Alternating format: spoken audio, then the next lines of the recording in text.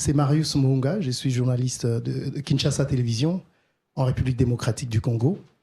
Votre visage est un visage d'espoir pour le peuple congolais depuis la première fois qu'ils ont fait votre connaissance quand vous êtes arrivé à Kinshasa. Et je vous remercie pour tous les efforts que vous êtes en train de faire pour amener la paix en RDC. Alors, la grande question, c'est que quel est selon vous l'obstacle principal qui empêche aujourd'hui que les accords de paix en RDC entre le M23 et le gouvernement soient concrets? Deuxièmement, qu'est-ce qui vous donne vraiment confiance que cette fois-ci, les négociations qui se passent, cette fois-ci sont les meilleures? Et peut-être la troisième question, il y a une rencontre qui a été prévue à Washington, qui a été annoncée entre le président rwandais et le président congolais. Qu'est-ce qui fait traîner pour pas qu'ils se rencontrent jusque-là? Concernant la visite, vous avez dit qu'il y avait eu une annonce. Nous n'avons jamais fait d'annonce concernant l'événement à la Maison-Blanche. Cependant, nous avons effectivement évoqué un éventuel événement à la Maison-Blanche et le président Trump l'a mentionné à plusieurs reprises. Nous n'avons jamais fait d'annonce concernant une date précise. Nous travaillons sur un certain nombre de questions. Comme vous le savez, c'est un conflit complexe qui dure depuis 3 décennies ou plus. Et pour revenir, je pense à votre question, oui, des millions de personnes ont perdu la vie dans ce conflit, probablement 6 ou 7 millions. Je viens de me rappeler que je n'avais pas répondu à cette partie de votre question. Donc oui, c'était je suis d'accord avec le président Tshisekedi sur ce qu'il a dit. Maintenant, s'il l'a qualifié de génocide ou si c'est une expression, c'est une question de technicité sur laquelle je ne suis pas en mesure de me prononcer pour l'instant. Mais des millions de personnes ont perdu la vie, et cela c'est après le génocide. Nous ne parlons pas du génocide rwandais. Donc c'est un processus complexe et nous avons mis en place, le plus important, c'est que nous avons mis en place de nombreux mécanismes entre les deux parties. Et là, je parle de la République démocratique du Congo et du Rwanda, mais aussi entre le mouvement 23 mars et la République démocratique du Congo. Ils viennent tout juste. Nous avons annoncé il y a quelques semaines, ou peut-être plus, peut-être un mécanisme d'échange de prisonniers entre le M23 et le gouvernement de la RDC.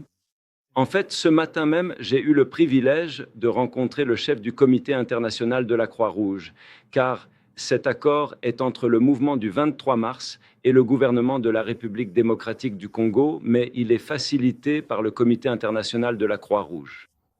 Et cela a été conclu à Doha. Donc il y a de bonnes avancées et de bons progrès qui se produisent à Doha. Nous avons donc d'abord eu la déclaration de principe.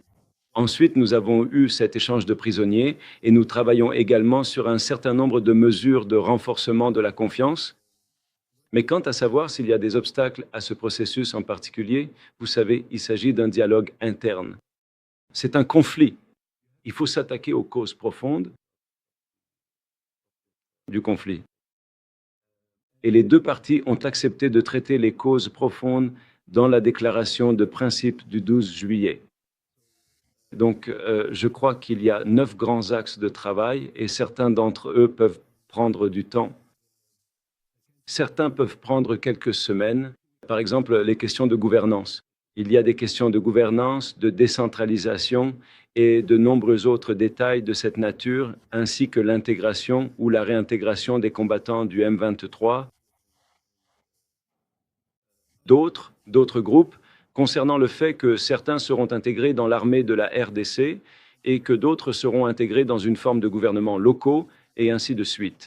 Ce sont donc des questions complexes. Certaines pourraient être d'ordre constitutionnel, et ainsi de suite. Donc cela prend effectivement du temps. Cependant, nous avons un projet de texte, donc beaucoup de travail a déjà été accompli. Et encore une fois, le Qatar a joué ici un rôle énorme. Et nous avons un projet de texte. Il travaille donc sur ce projet final. Et merci beaucoup pour ce que vous avez dit au début à propos d'être le visage de l'espoir. J'apprécie vraiment cela. Je l'apprécie énormément.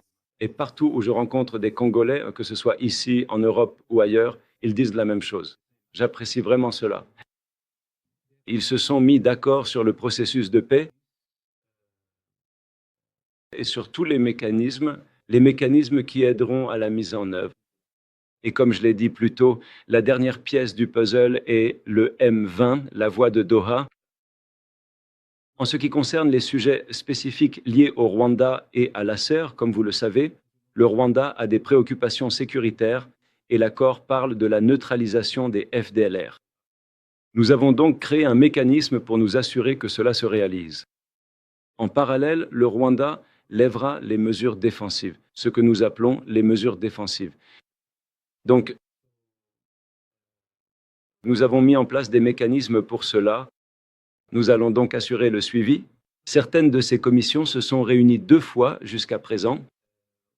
L'une d'entre elles, une commission très importante, va se réunir pour la 3e fois ce lundi, je crois. Nous assurons donc un suivi très étroit avec l'Union africaine.